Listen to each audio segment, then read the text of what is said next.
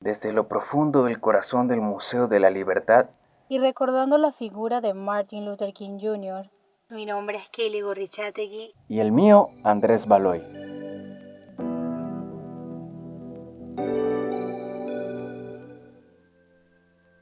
A pesar del tiempo transcurrido desde su asesinato, el 4 de abril de 1968, él sigue siendo una voz inspiradora para millones de personas en el mundo que luchan contra la marginalización de diversos grupos sociales.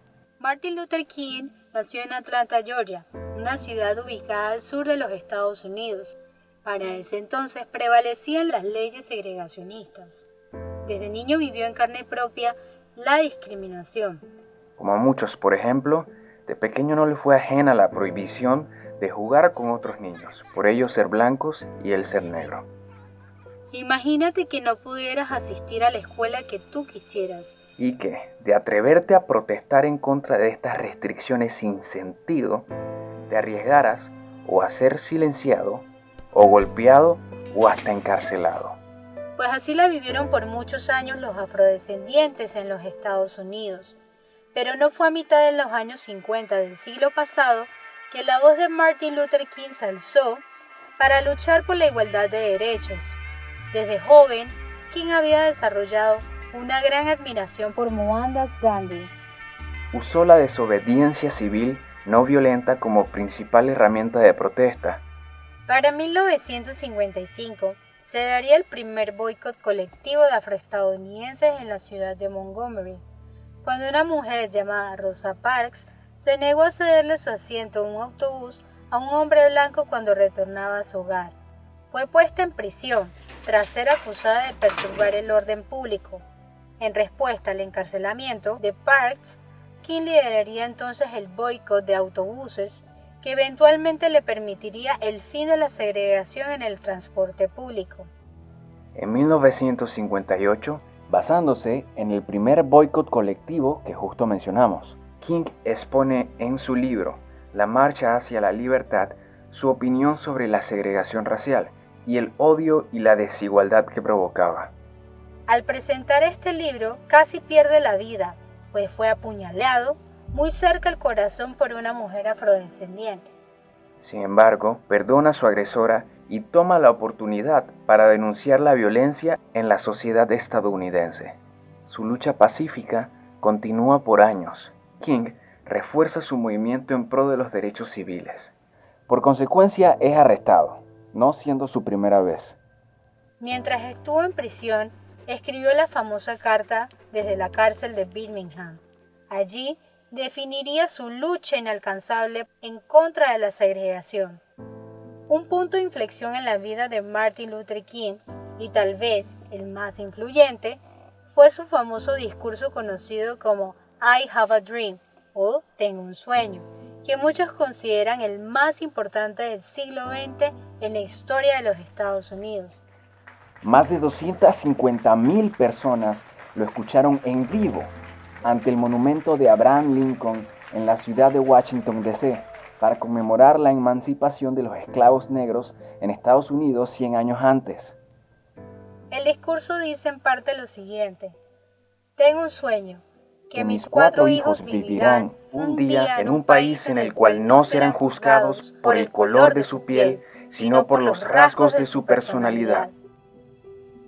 A raíz del discurso, King es nombrado poco después el Hombre del Año por la revista Time. Con apenas 35 años, fue el hombre más joven en recibir el Premio Nobel de la Paz al año siguiente, por su lucha en contra de la desigualdad y la discriminación racial. La mayor parte de los derechos reclamados por el movimiento en que King participó serían aprobados con la promulgación de la Ley de Derechos Civiles de 1964 y la Ley del Derecho al Voto de 1965.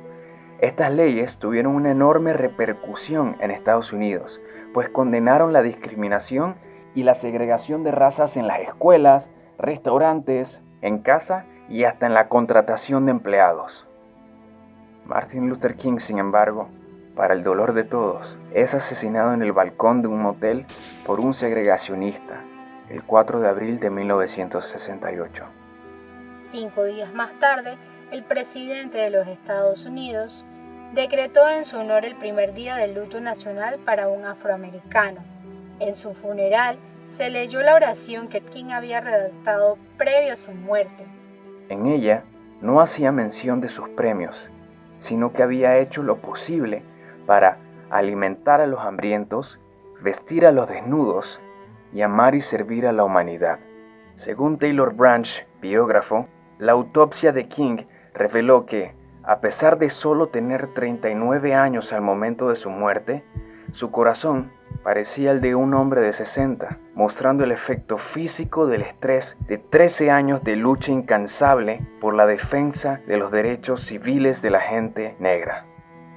Entre 1957 y 1968, King recorrió más de 9.6 millones de kilómetros, habló en público más de 2.500 veces, fue arrestado más de 20 y fue agredido físicamente al menos unas 4 ocasiones. Martin Luther King nunca desfalleció en su lucha pacífica en pro de la igualdad de derechos.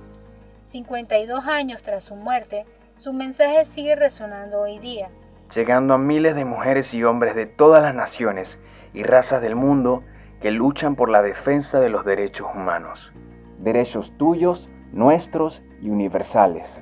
Sin embargo, a pesar de la inspiradora voz de King y los logros obtenidos a lo largo de la historia, seguimos enfrentándonos a diario con diferentes circunstancias, donde los derechos humanos siguen siendo vulnerados. Es por ello que te invito a que aportes tu granito de arena en la lucha en pro de la universalidad de los derechos. Sin importar qué hagas y sin importar qué tan mínimo sea. El día de mañana, ese granito puede llegar a ser algo muy grande para otros. Y nunca olvides esta frase de King que dice lo siguiente: da tu primer paso ahora.